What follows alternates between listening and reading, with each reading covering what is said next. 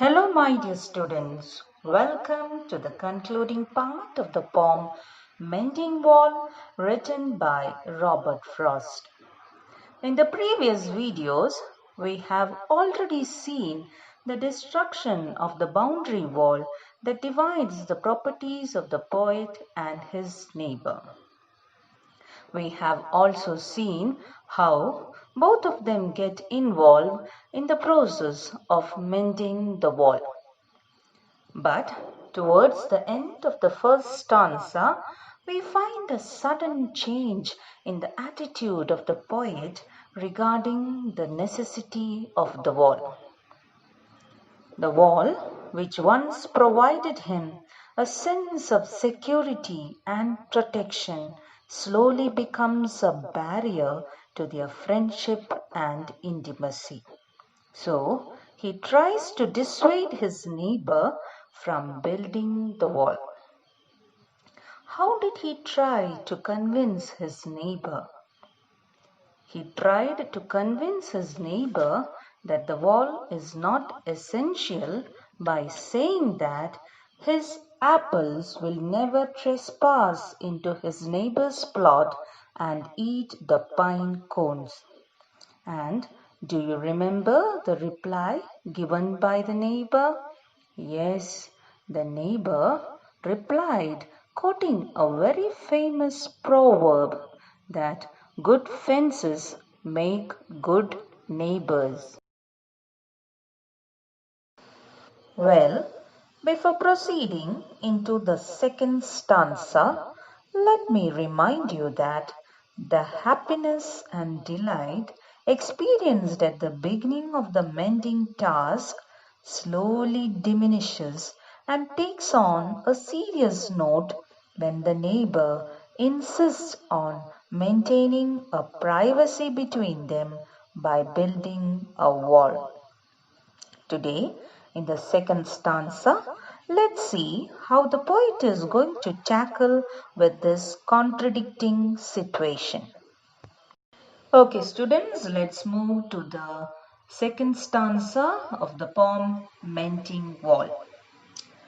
Spring is the mischief in me, I wonder. If I could put a notion into his head, why do they make good neighbors? Isn't it where there are cows? But here there are no cows. Here the poet makes another attempt to persuade his neighbor and change his mindset regarding the wall. In order to understand the first line, spring is the mischief in me, we have to know the symbolic significance of the spring season. So, my dear children, just listen to this. കുട്ടികളെ, European രാജ്യങ്ങളിൽ നമ്മുടേതിൽ നിന്ന് വ്യത്യസ്തമായുള്ള 4 സീസണുകളെക്കുറിച്ച് നമ്മൾ ആദ്യ വീഡിയോയിൽ തന്നെ പറയുകയുണ്ടായി. ഈ സീസണുകൾ മനുഷ്യജീവിതവുമായി എങ്ങനെ ബന്ധപ്പെട്ട് കിടക്കുന്നു എന്ന് നമുക്ക് കാണാവുന്നതാണ്. ഇവിടെ ഓരോ സീസണുകളും വ്യക്തിജീവിതത്തിലെ ഓരോ കാലഘട്ടങ്ങളുമായി ബന്ധപ്പെടുത്തി നോക്കുമ്പോൾ സ്പ്രിംഗ് അഥവാ വസന്തകാലം എന്നത് എല്ലാത്തിൻ്റെയും ജീവിത ആരംഭമാണ് കാണിക്കുന്നത്. ഭൂമി മുഴുവനും ഒരു പുതിയ ജീവിതത്തിനായി തയ്യാറെടുക്കുന്ന കാലം. പ്രപഞ്ചത്തിലുടനീളം പുതിയ ഉണർവും ഉണ്മയും ചൊടിപ്പും പ്രസരിപ്പുമുള്ള കാലഘട്ടമാണിത്. തുടർന്നു വരുന്ന സമ്മർ വളർച്ചയുടെയും സ്വാതന്ത്ര്യത്തിൻ്റെയും കാലഘട്ടമായാണ് കണക്കാക്കപ്പെടുന്നത്. വ്യക്തിയുടെ ജീവിതത്തിലെ ഏറ്റവും ശ്രദ്ധിക്കപ്പെടുന്ന കാലമാണ് സമ്മർ. യുവത്വത്തിനാണ് ഇവിടെ പ്രാധാന്യം. നമ്മുടെ സൗഹൃദവും സന്തോഷവും പൂർണ്ണതയും എല്ലാം ഈ സമ്മർ സീസൺ കൊണ്ടാണ് കണക്കാക്കപ്പെടുന്നത്. ഓട്ടം സീസണെ നമ്മൾ ഫോൾ സീസൺ എന്നും വിളിക്കാറുണ്ട്. ഇല കൊഴിയുന്ന ഈ കാലം വ്യക്തിജീവിതത്തിലെയും ചുറുചുറുക്കുള്ള ആദ്യ 2 കാലഘട്ടങ്ങൾ കഴിഞ്ഞ് സ്വന്തം ജീവിതത്തെ നോക്കിക്കാണാൻ സഹായിക്കുന്ന കാലഘട്ടമാണ്. പ്രകൃതി മുഴുവൻ മഞ്ഞുമൂടി ചലനമറ്റ് നിൽക്കുന്ന വിന്റർ സീസണാണ് ഏറ്റവും ഒടുവിൽ വരുന്നത്. വ്യക്തിജീവിതത്തിലും വാർദ്ധക്യവും മരണവുമാണ് വിന്റർ സീസണിൽ സൂചിപ്പിക്കുന്നത്. ഇതിൽ നിന്ന് നമുക്ക് മനസ്സിലാക്കാം എന്തുകൊണ്ടാണ് കവി തൻ്റെ ജീവിതത്തെ സ്പ്രിംഗ് സീസണുമായി ഇവിടെ കൂട്ടിയോജിപ്പിച്ചതെന്ന്. തൻ്റെ ജീവിതത്തിൻ്റെ കുസൃതികളും കുറുമ്പുകളും വാശികളും ഉന്മേഷവും പ്രസരിപ്പും ചൊടിപ്പും ക്ഷുഭിതമായ വികാരവുമെല്ലാം കൊണ്ട് വൃദ്ധനായ അയൽക്കാരനോട് ഒരല്പം കുസൃതി കാട്ടാൻ, ജയിക്കാനായില്ലെങ്കിലും ഒന്ന് കൊമ്പ് കോർക്കാൻ കവിയെ പ്രേരിപ്പിച്ചിട്ടുണ്ടാവാം. കാരണം കവി ആ സമയത്ത് അദ്ദേഹത്തിൻ്റെ ജീവിതത്തിൻ്റെ വസന്തകാലത്തിലായിരുന്നുവല്ലോ. Okay, students, let's come to the point.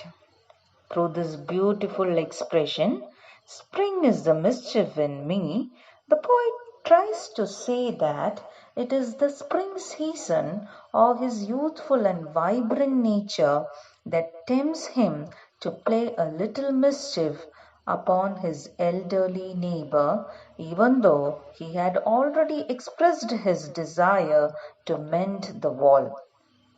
The playful nature of the poet forces him to say that the wall is essential only in a place where there are cows.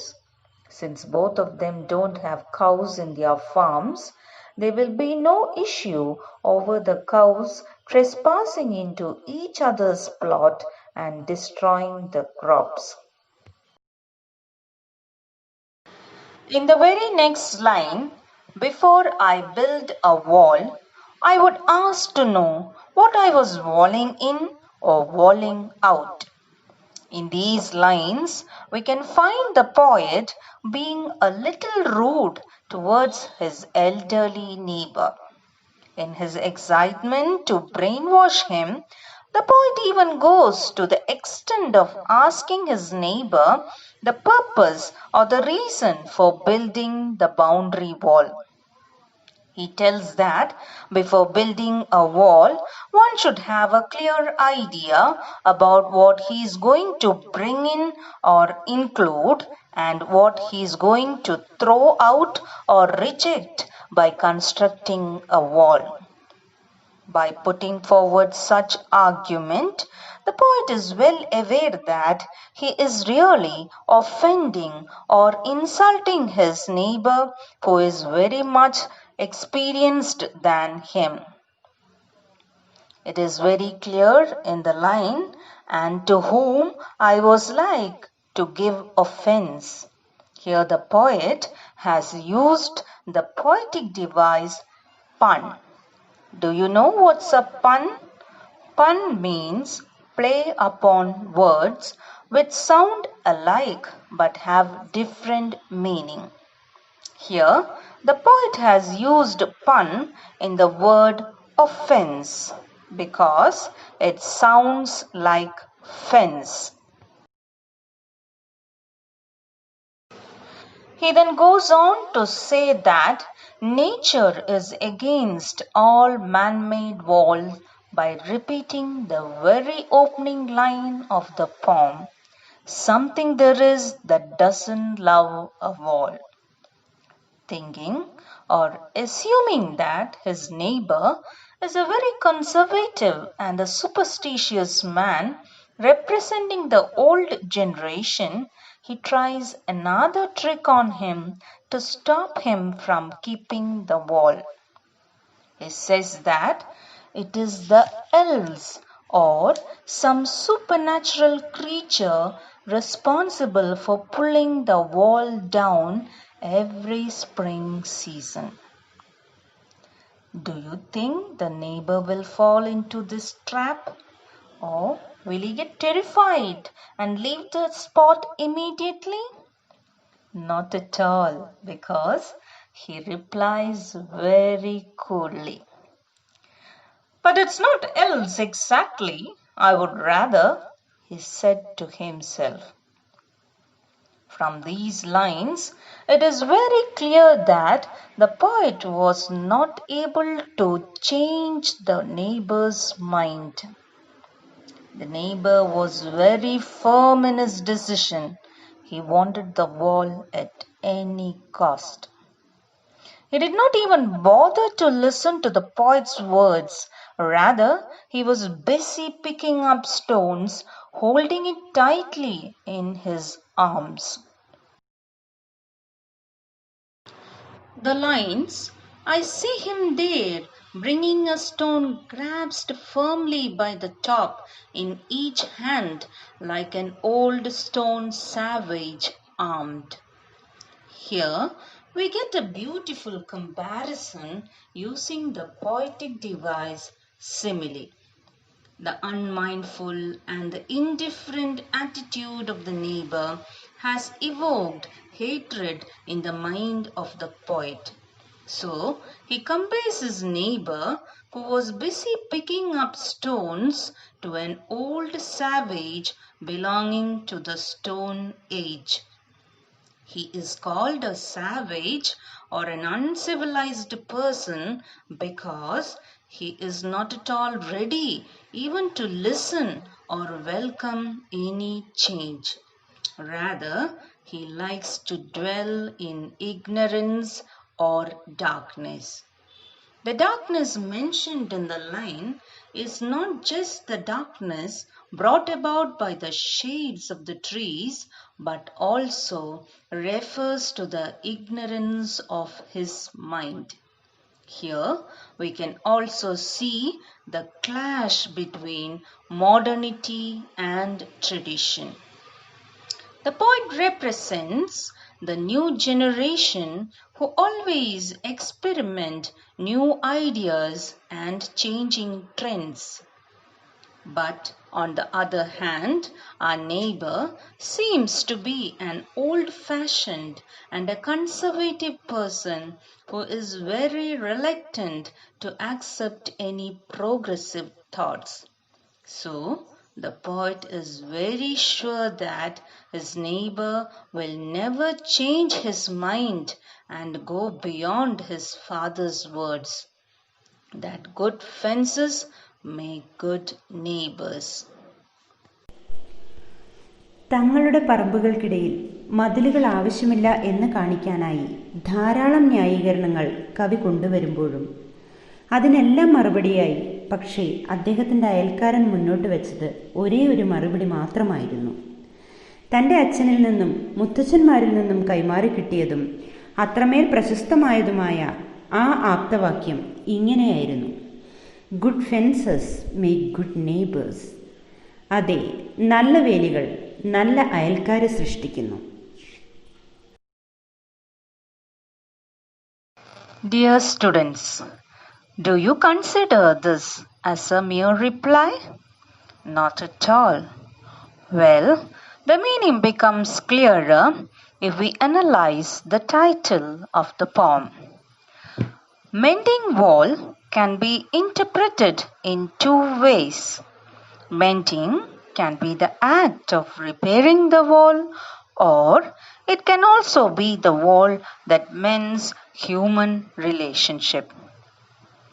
The poet's neighbor must have insisted on keeping the wall because he did not want any conflict or dispute between them. Thus, this proverb indicates the need for simultaneous connection and separation between human beings. In other words, we can say that as human beings, we should stay connected.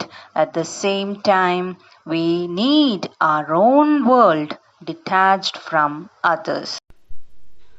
കവിതയുടെ തുടക്കം മുതൽ മതിലുകൾ ആവശ്യമില്ല എന്ന് കാണിച്ചു തന്നിരുന്ന കവി പക്ഷേ ഏറ്റവും ഒടുവിൽ മതിൽ അഥവാ വോൾ എന്ന ചിന്തയിൽ നിന്ന് മാറി ഫെൻസ് അഥവാ വേലി എന്ന കുറച്ചുകൂടി സുതാര്യമായ ആശയത്തിലേക്ക് എത്തിച്ചേരുന്നുണ്ട്. പ്രായോഗികമായി ആവശ്യമുള്ളിടത്ത് മതിലുകൾ അല്ലെങ്കിലും ഒരു വേലിയെങ്കിലും വേണം എന്നതിലേക്കാണ് ഒടുവിൽ നാം ചെന്നെത്തുക. ഇത് പക്ഷേ കെട്ടിയടയ്ക്കപ്പെട്ട കൂറ്റൻ മതിൽക്കെട്ടുകളെയല്ല, മറിച്ച് ആവശ്യമെങ്കിൽ പൊളിച്ചു മാറ്റാനൊക്കുന്ന സൗഹൃദം നിറഞ്ഞ വേലികൾ എല്ലാ ബന്ധങ്ങളുടെയും ആരോഗ്യകരമായ നിലനിൽപ്പിന് അത്യാവശ്യമാണ് എന്ന് കവി കണ്ടെത്തുന്നു. ഒരുവന്റെ സ്വാതന്ത്ര്യം മറ്റൊരുവന്റെ മൂക്കിൻ തുമ്പ് വരെയേ പാടുള്ളൂ എന്ന ആ പരിധി നിർണയമാണ് വേലി എന്ന ആശയത്തിലേക്ക് നമ്മെ എത്തിക്കുന്നത്. അതെ, ജീവിതത്തിലുടനീളം നമ്മൾ നിലനിർത്തുന്നത് നല്ലതാണ് ഇത്തരം പൊളിച്ചു മാറ്റാവുന്ന വേലികളെ. My dear students, isn't it a great thought? Yes, And this is, of course, the uniqueness or the speciality of prose poems. They are highly deceptive in nature. The simplicity of the poem often confuses us to take the poem lightly. But as we go deeper into it, we can dig out a great treasure of wisdom.